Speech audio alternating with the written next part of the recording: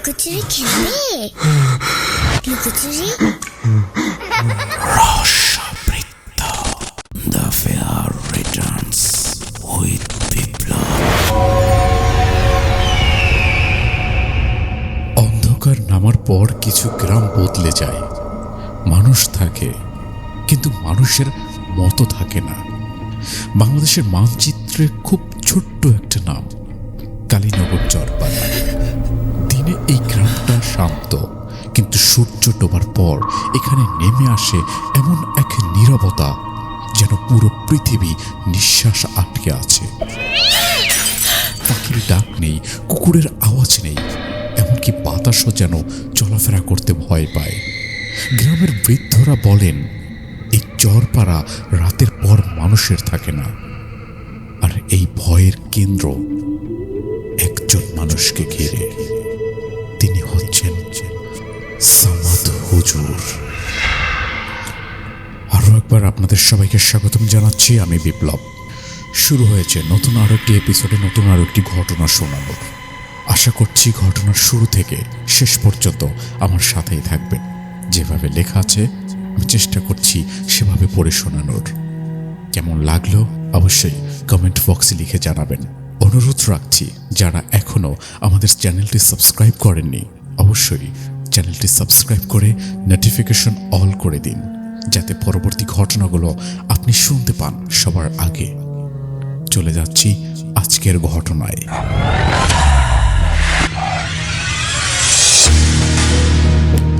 কালীনগর চরপাড়া মানচিত্রের খুব ছোট্ট একটা নাম। নদীর পাকে আটকে থাকা একটি চর, চারিদিকে জল আর কুয়াশা। দিনের আলোয় গ্রামটি যতটা সাধারণ মনে হয়, সূর্য ডোবার সঙ্গে সঙ্গে ততটাই অস্বাভাবিক হয়ে ওঠে। সন্ধ্যার পর এখানে পাখির ডাক শোনা যায় না, কুকুর ঘেউ ঘেউ করে না, এমনকি বাতাসও যেন থেমে যায়। গ্রামের প্রবীণরা বলেন, এই চরপাড়া রাতের পর আর মানুষের থাকে না। এই ভয়ের মূল কারণ একটি, সামাদ হুজুর। সামাদ হুজুরের বয়স কেউ ঠিক বলতে পারে না। কেউ বলে 60, কেউ বলে 80, কিন্তু গত 30 বছর ধরে তাকে একই রকম দেখা যাচ্ছে। শুকনো মুখ, লম্বা দাড়ি, চোখে অদ্ভুত এক দৃষ্টি। তার চোখের দিকে তাকালে মনে হয় সে শুধু মানুষকে নয়, মানুষের ভেতরের ভয়কে দেখছে। তিনি থাকতেন গ্রামের একেবারে শেষ প্রান্তে, নদী আর কবরস্থানের মাঝখানে। তার বাড়ি ছিল পুরনো, ভাঙাচোরা, কিন্তু অদ্ভুতভাবে সবসময় পরিষ্কার থাকত। কেউ তার বাড়ির ভেতরে ঢুকলে আর আগের মতো ফিরে আসেনি, এমন গল্প প্রচলিত ছিল। লোকমুখে গুঞ্জন ছিল, সামাদ হুজুরের সঙ্গে 24টি জিন থাকে। সামাদ হুজুর সবসময় এমন ছিলেন না। অনেক বছর আগে তিনি ছিলেন একজন সাধারণ মাদ্রাসার ছাত্র, অত্যন্ত মেধাবী, ধর্মীয় জ্ঞানে অগ্রগামী। কিন্তু তার সমস্যা ছিল একটি, তিনি সীমা মানতেন না। তিনি প্রশ্ন করতেন, জিন কেন মানুষের অধীন হবে না? অদৃশ্য শক্তিকে কেন বশ করা যাবে না? ক্ষমতা যদি থাকে তা ব্যবহার করাই কি পাপ? এই প্রশ্নই তাকে নিয়ে যায় নিষিদ্ধ জ্ঞানের পথে। রাতে সবার অগোচরে তিনি পড়তেন এমন সব বই যেগুলোর নাম উচ্চারণ করাও অনেকে পাপ মনে করে।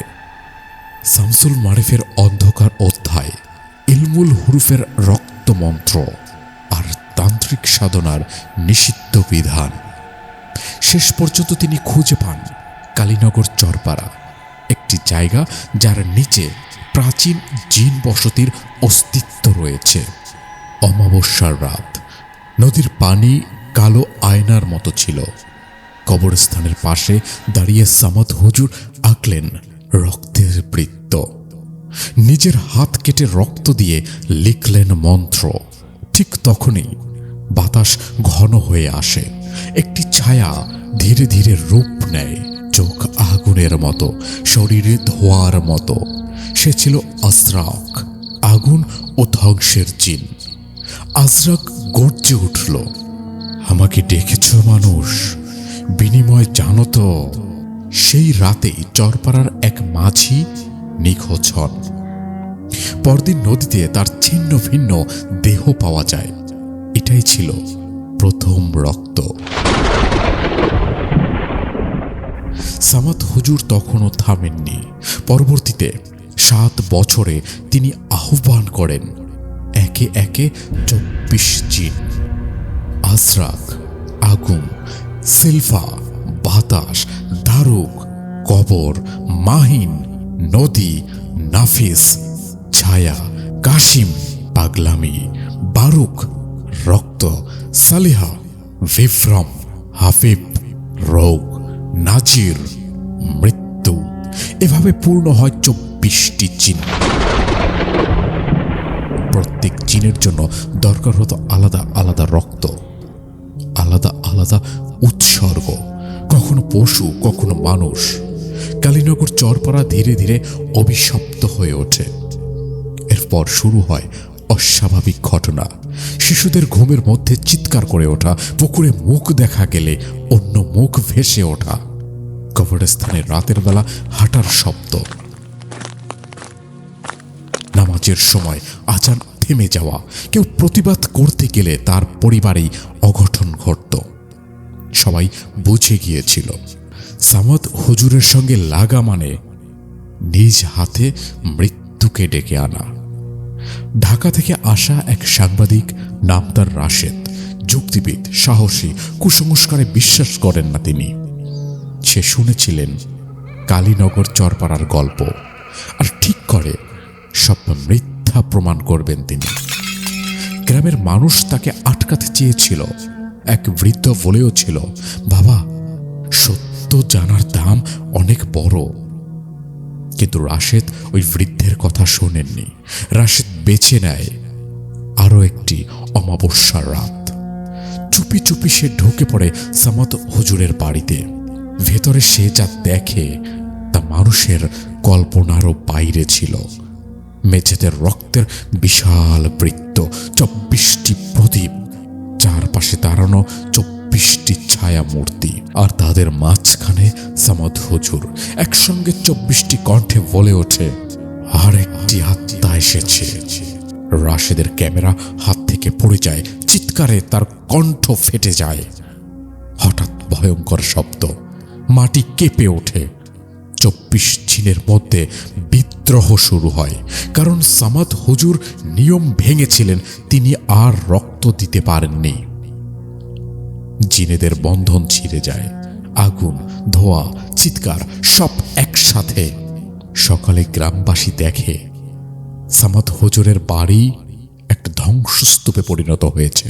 ভেতরে 24টি পোড়া কঙ্কাল, কিন্তু সামাদ হুজুর আর নেই, রাশেদও নেই। কবরস্থানের পাশে একটি নতুন কবর তৈরি হয়েছে, নামহীন। আজও অমাবস্যার রাতে কালীনগর চরপাড়ায় কেউ কেউ বলে 24টি ছায়া নদীর পাড়েই দাঁড়িয়ে থাকে। তারা আজও খোঁজে খোঁজে তাদের প্রভুকে, আর যে দেখে সে আর ফিরে আসে না।